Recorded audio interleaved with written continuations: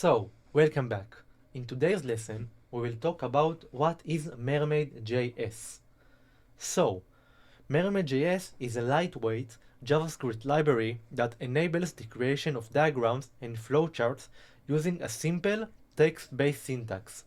It aims to reduce the complexity of visually representing algorithms, data structures, and processes in documentation.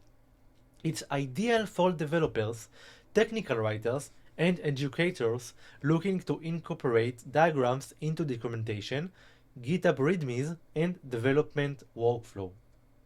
So, it uses Markdown-like syntax for easy diagram creation.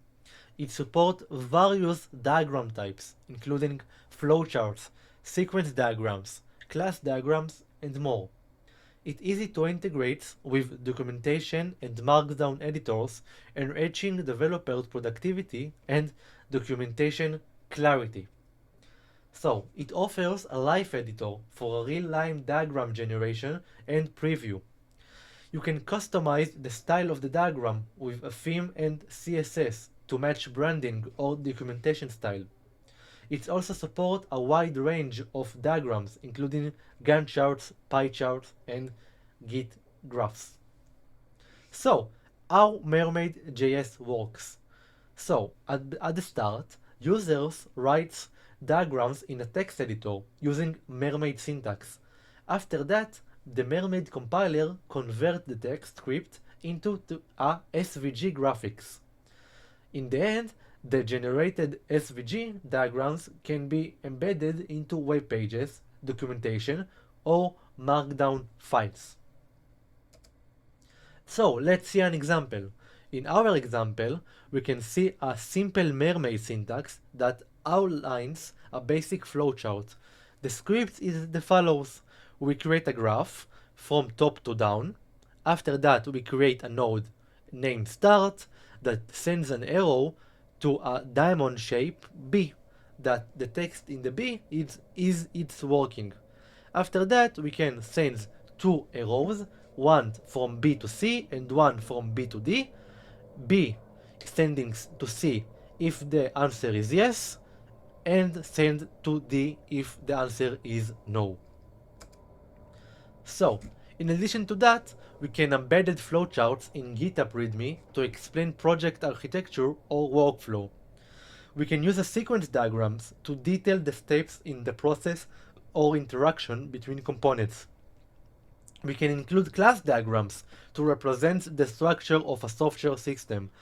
In the future, in our course, I will show you an example of backend project in Python that we can take all the classes that we create in the project and convert it to class diagrams, and we will put the class diagrams in our README file in GitHub. So, couple tips from me to you. Firstly, keep the diagram simple and focus. Secondly, use comments within the mermaid syntax to clarify complex sections. So you can create a huge graphs, but I recommend you to put comments because you want the graphs to be understood. And last of all, regularly update diagram to reflect the current state of your projects or concepts. So if you have a simple class and you created a class diagram, maybe in the future the class in the Python will change. So you need to update your class diagram in Mermaid. So, to conclusion, mermaid.js simplifies diagram creation through its Markdown-like syntax. In addition to that, it supports a wide variation of diagrams, like documentation, presentation, and visually clarify.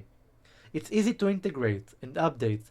It fosters better communication and understanding of complex information. So, I hope I see you at the next lecture where we will dive into some diagrams. I will see you there. Bye bye.